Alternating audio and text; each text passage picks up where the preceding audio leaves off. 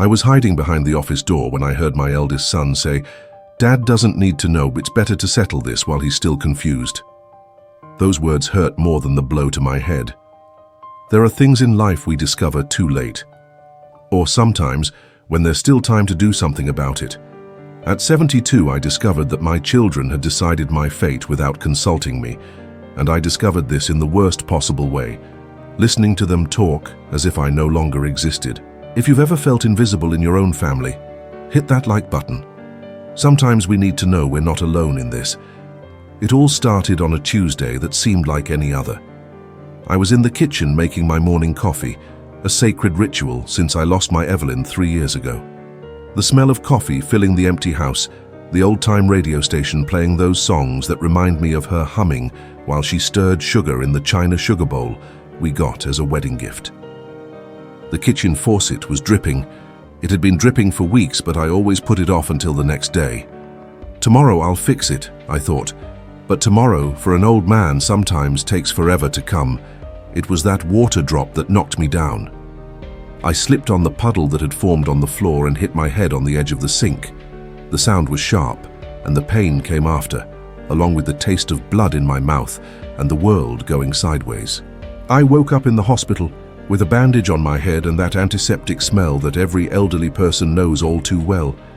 My head was pounding like there was a hammer beating inside, and the ceiling lights felt like knives cutting through my eyes. That's when I heard familiar voices in the hallway. My children, Benjamin, Charlotte, and Grace. "We need to make a decision about Dad," Benjamin was saying. Always him, the eldest, always thinking he's responsible for everyone. "I know, Benjamin, but I don't know if it's the right time," Charlotte replied. "Charlotte, look at his condition. He hit his head because he slipped on a puddle of water. Yesterday, Mrs. Patterson called me saying he was talking to himself in the backyard at midnight. That was a lie. I wasn't talking to myself.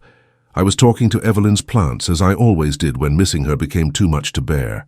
But how do you explain that to someone who's never lost the person they loved most?" "He's getting confused," Benjamin continued. "Last week he asked me if Mum was coming back for dinner." Another lie. I had said I missed her at dinner time, that the table felt too big for one person. But words have the power to transform when they pass through the mouth of someone who doesn't want to understand. "What are you suggesting?" asked Grace with that voice I recognized from anywhere, my youngest daughter, always more sensitive than her siblings. "A nursing home," Charlotte said. "A place where he'll have proper care, where he won't be alone, where we can visit without worrying." A nursing home, at least she said the word this time. I pretended to be asleep when they entered the room. I kept my eyes closed and my breathing slow, something I learned as a child when I wanted to listen to grown-up conversations. "How is he, Doctor?" I heard Benjamin ask. "He took quite a hit, but nothing serious. Maybe a mild concussion. He'll be dizzy for a few days, but nothing that won't pass." "And his mind? Do you think it could have affected his cognition?" "There are no signs of neurological damage, but you mentioned he's been confused even before the fall." "Yes, he has," Charlotte confirmed. "He forgets things, repeats the same stories, sometimes doesn't recognize neighbors." All lies. I didn't forget things.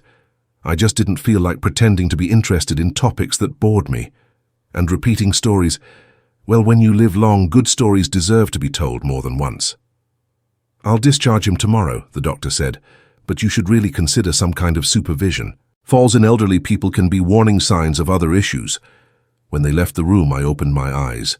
My head still hurt, but the deeper pain was in my chest. My children were planning to put me away based on half-truths and blown-up worries. I returned home on Thursday with a prescription for painkillers and orders to rest. But rest was the last thing I wanted.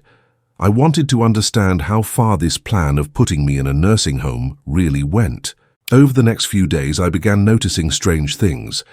Benjamin showed up on Friday, which was unusual. He normally only came on Sundays. Charlotte brought a camera to take some memory photos, but I saw her photographing every room in the house, every piece of furniture, like she was making an inventory. And there were the conversations that stopped when I walked into the room, the looks that shifted away when I asked questions, the papers that disappeared from the table when I got close. On Monday, while they thought I was napping in my armchair, I heard Charlotte on the phone. Dr. Mitchell, this is Charlotte, Harrison's daughter. We need to schedule a meeting about Dad's situation. Dr. Theodore Mitchell, my lawyer for more than 20 years, the man who handled the paperwork when I bought the house, who helped me when Evelyn died, who wrote up my will. My own daughter was calling my lawyer to discuss my situation. That night, I couldn't sleep. I sat on the porch looking at Evelyn's plants, trying to understand what was happening with my family. The rose bush we planted together in the first year of marriage was in full bloom, and the scent of roses drifted through the cool night air. "Evelyn," I whispered, "I think our children grew up and forgot we're still here." Tuesday morning, they called confirming. The meeting would be Thursday at 2 p.m. at Dr. Mitchell's office. That's when I had the idea. It wasn't some elaborate scheme, nothing dramatic. It was just the desperate need to know the truth. If my children were making decisions about my life, I wanted to know what those decisions were. I called Dr. Mitchell's office. "Doctor, this is Harrison." "Harrison, how are you? I heard you took a fall." "I'm fine, doctor. Listen, I know my children scheduled a meeting there on Thursday." There was a pause. "Harrison." "Doctor, you've known me for 20 years. Have I ever lost my mind? Have I ever made a decision without good judgment?" "Never, Harrison. You've always been a very sharp man." "Then explain to me why my children are scheduling meetings to discuss my situation without talking to me first." Another pause, longer this time. "They're worried about you." "Worried enough to make decisions for me." "Harrison, they'll be here Thursday. Why don't you come with them? Because I want to hear what they really think when they believe I'm not listening." Thursday, 1:45 p.m. I was sitting on the bench in the square across from Dr. Mitchell's office, watching people come and go. My head still ached a little. The painkillers helped, but the pain hadn't completely gone away. My legs felt shaky, partly from the medication and partly from nerves. I saw my children arriving, Benjamin in his usual suit, Charlotte fidgeting with her purse, clearly nervous, Grace looking around like she was searching for an escape route. I waited for them to go inside, then climbed the stairs slowly, each step torture for my injured head. The building was old, and I knew every corner. I knew the conference room was at the end of the hall and that there was a service door leading to the break room. I entered through the back door. The security guard had known me for years, and positioned myself in the break room, where I could hear everything happening in the next room. "Doctor, thank you for seeing us," Benjamin began. "Of course. You know I care deeply about you and Harrison." "That's what we want to talk about," Charlotte said. "About Dad." "He told you he called me yesterday." Silence. "He called?" Benjamin asked. "He did, and he's very concerned about this meeting." "Doctor," Charlotte sighed, "you saw his condition. He took a fall because he slipped at home. He's getting confused, forgetful. We think he needs professional care." "And does he agree with this?" "He's not in any condition to agree or disagree," Benjamin said. "That's what we're trying to explain." "Benjamin," Dr. Mitchell's voice became more serious, "your father called me yesterday. We talked for 20 minutes. He was perfectly clear, perfectly oriented. He knew what day it was, where he was, remembered details from conversations we had months ago." "But Doctor," Charlotte began, "let me ask you something. How often do you visit your father?" Uncomfortable silence. "I visit every Sunday," Benjamin said defensively. "And how long do you stay?" "An hour, maybe 2. "And what do you talk about?" "About how he's doing, if he needs anything." "And do you ask his opinion on things? About what he wants for his life?" Another silence. "Doctor," Grace spoke for the first time, "we're worried. We don't want something worse to happen to him." "Grace, worry is natural. But have you actually talked to him about these concerns?" "We try. But he's stubborn," Charlotte said. "Or maybe he has his own opinions about his life," Dr. Mitchell shot back. I heard the rustle of papers being shuffled. "Look," Benjamin said, "we don't want to make decisions for Dad, but if he's no longer capable—" "Who says he's not capable?" "His behavior." "The things he says." "What things?" He talks to Mom's plants, Charlotte said. Sometimes he cries for no reason. Last week he said he felt Mom close to him. And that's a sign of dementia? It's a sign that he's not dealing well with reality. Or it's a sign that he's processing grief in his own way. Dr. Mitchell let out a deep sigh. You know, I work with many families in similar situations. And there's something I always notice. Sometimes children decide their parents are losing it because it's easier to make decisions for them than to respect the decisions they make. What do you mean? Grace asked. I mean, it's easier to say your father is confused because he talks to plants than to accept that he found a way to cope with loss. It's easier to say he needs professional care than to admit you don't want the responsibility of caring for him. Doctor, that's not fair, Benjamin protested. Isn't it? Then tell me, Benjamin, when was the last time you asked your father what he wants, what he feels, how he wants to live the years he has left? I ask? Do you really ask? Or do you say, how are you, Dad, and call that a conversation? The silence that followed was long and heavy. I was leaning against the break room wall, and my head was throbbing so badly I had to steady myself to keep from falling. Doctor, it was Grace who spoke, her voice thick with emotion. We just want what's best for him. I know, sweetheart. But have you asked yourselves if what you think is best for him is really what he wants? What if it's not? Charlotte asked. Then you'll have to respect that. Even if he makes decisions we think are dangerous, even if he makes decisions you think are dangerous, because it's his life, not yours. Benjamin shifted in his chair. Doctor, what if something happens to him? What if he falls again and there's nobody around? Benjamin, that could happen to anyone at any age. Do you want to live your life afraid of what might happen? No. Then why should your father have to live that way? I'll be very direct with you, Dr. Mitchell said. Legally, I can't do anything regarding your father without his consent. He hasn't been declared incompetent by any doctor. He doesn't have a diagnosed dementia. He is, in the eyes of the law, perfectly capable of making his own decisions. But what if? There's no what if, Benjamin. If you want to help your father, go talk to him. Really talk. Ask what he wants, what he needs, how he feels, and most importantly, listen to his answers. What if he says he wants to keep living alone? Then you'll have to accept that. And if you're truly worried, you'll have to find ways to help that don't involve taking away his independence. Charlotte began crying softly. Doctor, I'm scared he'll get hurt. Charlotte, fear is normal, but fear can't be a reason to take control of someone's life. There's something I want you to understand, Dr. Mitchell continued. When you were children, your father was afraid you'd get hurt, afraid you'd fall off your bikes, get lost, make friends with the wrong people, but he let you grow up. He let you make your own decisions, your own mistakes. It's different, Benjamin mumbled. Why? Because now you're the adults and he's the old man? Age doesn't strip away a person's right to decide about their own life. I heard Grace sniffling. We just don't want to lose him. Sweetheart, you're going to lose him eventually. Everyone dies. But you can choose how he lives until then, with dignity, making his own choices, or as a prisoner in a life other people chose for him. I stayed there a few more minutes, listening to my children talk among themselves. Grace was clearly shaken. Charlotte was crying. Benjamin was trying to keep his composure, but I knew my son.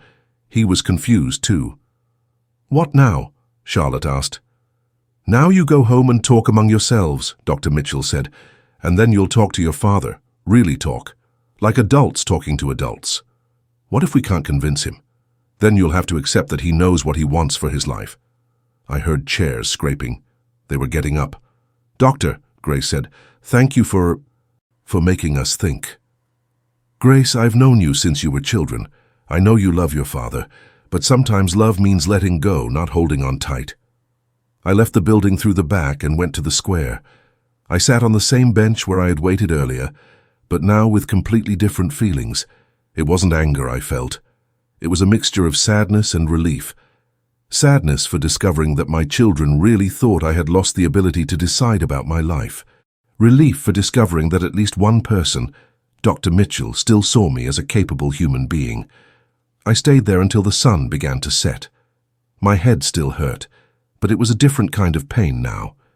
It wasn't just the physical injury, it was the hurt of discovering that the people you love don't trust you anymore. But there was also a new clarity. I knew exactly where I stood in my children's lives. And sometimes, even when it hurts, truth is better than illusion. I got home as darkness was falling. I turned on the living room lights, made my coffee, a ritual I'd never abandon, and sat in the armchair where Evelyn and I used to read the newspaper together. I'd been there about 20 minutes when the doorbell rang. It was Grace. "Dad, can I come in?" "Of course, sweetheart." She came in slowly, her eyes red from crying. She sat on the edge of the couch like a visitor. "Dad, I talked to Benjamin and Charlotte." "Oh?" We made a terrible mistake." I didn't respond, I just waited. "We were planning your life without talking to you, and that was wrong." "It was. Did you know about the meeting?" I thought about lying, about pretending I didn't know anything. But lies create more lies, and I was tired of games. "I knew." "How?" "I heard Charlotte calling Dr. Mitchell. And, well, I was there today." Her eyes went wide. "You were there?" "I was. I heard everything." Grace started crying again. "Dad, I'm so ashamed." "Grace, tell me something. Do you really think I've lost my mind?" "No, Dad, I think we lost our minds." "Why? Why did you think I was no longer capable of deciding about my life?" She thought for a long time before answering. "Because it's easier," she finally said. "It's easier to decide for someone than to accept that person might make choices we don't agree with." "And what choices are those you don't agree with?" "You wanting to keep living alone. You not wanting to hire help. You not wanting to install those emergency alert systems. And do you think those choices are wrong? We think they're dangerous. And don't I have the right to take those risks?" She was quiet again. "Grace, when you were a teenager, I let you date that boyfriend I didn't like, remember?" "I remember, Tyler. I thought he was trouble. I thought he would hurt you. And I was right, wasn't I?" "You were. But I let you date him anyway." "Why?" Because you said I needed to learn to make my own decisions.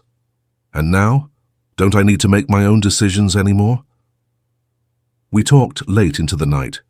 Grace told me about her fears, about how she'd wake up at 3 a.m. thinking about me alone in this house.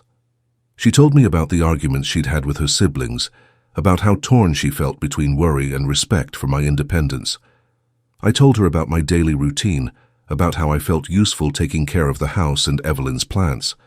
I told her about the neighbors who checked on me, about Mrs. Patterson, who always asked if I needed anything from the store. I told her about the books I was reading, the shows I watched on TV.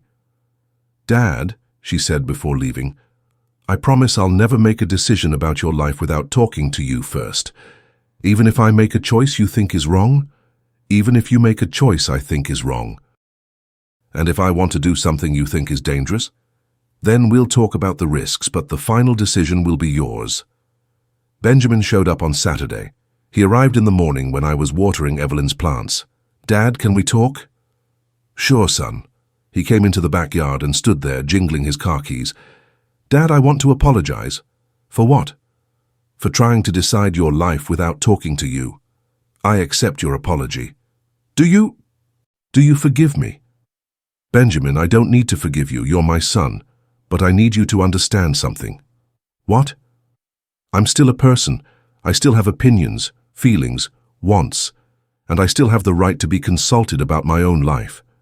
He was quiet for a while. "Dad, I'm scared." "Scared of what?" "Scared of losing you." "Benjamin, you're going to lose me eventually. Everyone dies. But you can choose how you want me to live until then." "Dad, tell me something. Do you really want to keep living alone?" "I do." "Why?" "Because this house is my history. Every room holds a memory. Every object tells a story. If I leave here, I lose a part of myself. What if something happens to you?" "Son, Something could happen to me here. Something could happen anywhere. I'd rather take the risk of living how I want than have the guarantee of living how others want me to. Benjamin started crying. It wasn't a child's crying. It was the tears of a grown man who had just understood something important. Dad, I'm so sorry. For what? For treating you like you were a child. Benjamin, you're my son. I raised you to be a good man, and you are. Sometimes good people make mistakes because they want to protect the ones they love. But that doesn't excuse... No, it doesn't excuse it. But it explains it. And understanding why someone did something wrong is the first step toward forgiveness. Charlotte was the last to come. 2 weeks later, on a Thursday afternoon, she arrived with a bag in her hand. Dad, I brought some of those cookies you like. Thank you, sweetheart. Come in. She entered the living room and looked around as if seeing the house for the first time in years. Dad, I need to explain something to you. Go ahead, sweetheart. When I took those photos of the house... Yes, I wasn't thinking about selling it. I was thinking about preserving the memories. What do you mean? I was thinking that if something happened to you, I'd want to remember how everything looked here, how you arranged things, how the house felt with you living in it. She sat at the dining room table, the same table I had built with my own hands 40 years ago. But then Benjamin started talking about nursing homes, and I went along with it. I thought maybe it would be for the best. And now I understand that I was trying to solve my guilt, not solve your problems. What guilt? Guilt for not visiting more. Guilt for not having time to really talk. Guilt for having my own life and not being able to give you the attention Mom used to. Charlotte, I said, you have your own life. You have a husband, children, a job. I don't expect you to drop everything to take care of me. But you do need care. I do.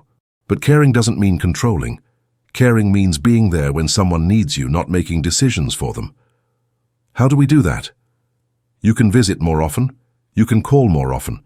You can ask if I need anything. You can include me in family gatherings. You can treat me as part of the family, not as a family problem. Charlotte started crying. Dad, I'm so sorry. We treated you terribly. Charlotte, tell me something. Do you remember the song your mother used to sing when you were little and couldn't fall asleep? I remember. Twinkle, twinkle, little star. She sang that song because she knew the music calmed you down. She didn't sing to get rid of you. She sang to take care of you. Yes, that's what caring is. It's giving someone what they need, not what's easiest for the caregiver. In the months that followed, things changed slowly. It wasn't magical change, wasn't overnight transformation. It was real change, the kind that takes time and sometimes steps backward before moving forward. Grace started visiting me every week. At first she seemed awkward, like she didn't know how to talk to me, but gradually it became more natural. She told me about her kids, about work, about her worries, and I told her about my days, about the things I was reading, about memories that would suddenly surface. Benjamin took longer to relax. He still arrived somewhat formal, somewhat worried, as if he were checking to see if I was still normal. But after several visits, he started to loosen up. He began asking me about things he genuinely wanted to know, what life was like when he was small, how I met his mother, about the work I used to do. Charlotte was the slowest to change. She still came by, but with that hurried air of someone checking off an obligation, until one day she arrived in tears. Dad, my boss fired me today. I'm sorry, sweetheart. I don't know what to do. I have bills to pay. The kid, Charlotte, sit here with me. And for the first time in years, my daughter sat beside me and cried on my shoulder like she did when she was little. That was the day I understood that my children needed a father too. Not a father who made decisions for them, but a father who was there when they needed him. A father who listened, who gave advice when asked, who offered comfort when necessary. They had spent so much time worrying about taking care of me that they forgot I could still take care of them. Charlotte was unemployed for 3 months. 3 months when she visited twice a week, not because she was worried about me, but because she needed someone to talk to. 3 months when I discovered that my daughter was afraid she wasn't a good mother, that she felt guilty for working so much, that she sometimes dreamed of dropping everything and traveling the world. It was strange to discover at 72 that I didn't really know my children as individuals, that all these years they had been the kids to me, not separate people with their own fears, dreams, and doubts. When Charlotte got a new job, she called me before telling anyone else. "Dad, I got it." "Got what, sweetheart?" "The job. Remember I told you about the interview last week?" "I remember. Congratulations, sweetheart. I'm proud of you." "Dad? What is it?" "Thank you for listening to me all these months. I really needed someone who would listen without judging. And you, listening to this story, have you ever been through something similar? Have you ever had to fight to be heard by your own family? Today, almost a year after that day at Dr. Mitchell's office, things are different. Not perfect. Real life is never perfect. But different. My children still worry about me. They still think I should accept more help, that I should be more careful. But now they talk to me about these concerns. Now they ask what I think before suggesting anything. Last week, Benjamin said to me, "Dad, I was thinking, if you'd like, I could install some grab bars in the bathroom just to make things safer. Do you think I need them?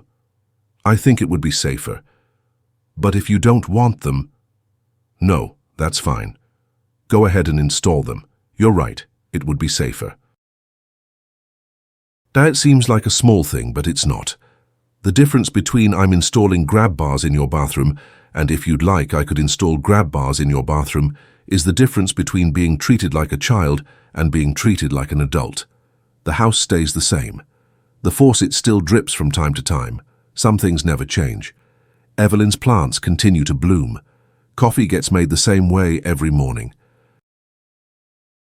But now when I sit on the porch with my coffee, sometimes I have company. Sometimes it's Grace who brings my sweet granddaughter to play in the yard. The little one is 5 years old and asks me questions that keep me thinking for hours. Last week she asked, "Grandpa, why do Grandma's plants still grow if she's not here anymore?" "Because love doesn't die, my sweet girl. Love stays here and keeps making things grow. Like the love you have for me." Exactly like that. Sometimes it's Benjamin, who discovered he enjoys hearing stories about what life was like when he was small. Yesterday he said, "Dad, I didn't remember that you used to take me to your workshop on Saturdays." "I did. You used to play with wood scraps while I worked." "Why didn't you ever tell those stories again?" "Because you grew up and I figured you weren't interested anymore." "Dad, I am interested. I've always been interested." Sometimes it's Charlotte, who learned to make her mother's cornbread cake and comes to test recipes with me. Last time she said, "Dad, it doesn't taste like Mom's." "No, it doesn't. It tastes better." "How is it better?" "Your mother's cake had the flavor of her missing her own mother. Yours has the flavor of the love you have for her. It's a different taste, but it's not worse." Charlotte cried again that day, but it wasn't tears of sadness. It was the crying of someone who had understood something important about herself. Sometimes I sit alone on the porch, as I always have, but it's a different kind of alone now. It's not the loneliness of abandonment, it's the solitude of choice. I know that if I want company, I can call any of my children and they'll come over, not out of obligation, but because they want to. Yesterday, going through papers in the drawer, I found a letter that Evelyn had written to me 20 years ago. A letter she never gave me, but left tucked away among the household bills. "Harrison," the letter read, "sometimes I watch you playing with the children and think what a wonderful father you are. Sometimes I think that when the children grow up, they'll forget this.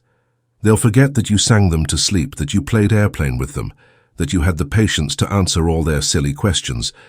I hope that when this happens, you won't forget that you're still a wonderful father. I hope you remember that being a father isn't just about raising children. It's also about being there when they need you, even after they're adults. And I hope they remember that too." I cried reading that letter. I cried because Evelyn always knew things before they happened. I cried because she was right. My children had forgotten for a while that I was still their father. But I also smiled. I smiled because they remembered, Because I remembered. Because we still had time to be a real family. Last week, Dr. Mitchell called me. "Harrison, how are you doing?" "I'm doing well, doctor. Why do you ask?" "Oh, just checking in. And how are things with your children?" "They're different. Better." "That's wonderful. You know, Harrison, what you did that day was very important." "What did I do?" "You refused to be treated as incompetent. You fought for your right to be heard." "Doctor, I just wanted to know the truth." "No. It was more than that. You showed your children that respecting parents isn't just about obedience. It's about listening. It's about consulting. It's about treating someone as a person, not as a problem. Do you think they understood?" "I think they're learning. And so are you." "Me too, what?" "You're also learning how to be a father to adult children, how to be helpful without being controlling, how to care without smothering. And you tell me, have you ever had to fight to be respected in your own family? Have you ever had to teach the people you love to treat you like a person? Sometimes life teaches lessons in strange ways. Sometimes we need to hear painful truths to understand where we stand in the lives of the people we love. Sometimes we need to do things we never imagined we'd do, like hiding to listen to a conversation, to discover who we really are to those people. I don't recommend that anyone hide to spy on their children, but I do recommend that everyone, regardless of age, demand to be treated with dignity, that everyone refuse to be seen only as a problem to be solved, because no matter how old you are, no matter if you sometimes need help, no matter if you sometimes cry from missing someone, you're still a person. You still have the right to have opinions, to make decisions, to be consulted about your own life. And if the people you love don't understand this, then maybe it's time for them to learn, even if it has to be the hard way. This morning, making my coffee as I always have since I lost my Evelyn 3 years ago, I looked at the puddle of water that still forms sometimes near the sink. The faucet still drips. Some things never change. But I'm no longer afraid of slipping. Not because the floor is safer. Benjamin did install that non-slip mat last week. But because I know that if I fall again, if I need help again, my children will be there not to decide for me, but to help me decide. And that difference, that small difference between deciding for someone and helping someone decide, makes all the difference in the world. The family I have today isn't the perfect family I dreamed of having. It's a real family with real people who make real mistakes and learn real lessons. It's a family that nearly broke apart in order to learn how to respect each other. But it's my family, and I'm still their father, and they're still my children, and that, in the end, is what matters. Now tell me, do you have someone in your family who needs to hear this story? Someone who might be going through something similar? Share it. Sometimes we need to know we're not alone in this. Sometimes we need to hear that other people have also had to fight to be heard, respected, treated like human beings. And if you're the son or daughter of someone older, stop for a moment and think, when was the last time you asked that person what they want, what they feel, how they want to live their life? Don't just ask, how are you? Ask for real. Listen for real. Treat that person as a person, not as a responsibility, because one day you'll also be on the other side of this conversation. And you'll want to be heard, respected, consulted about your own life. Life is made up of small choices about how we treat the people we love. Choose wisely.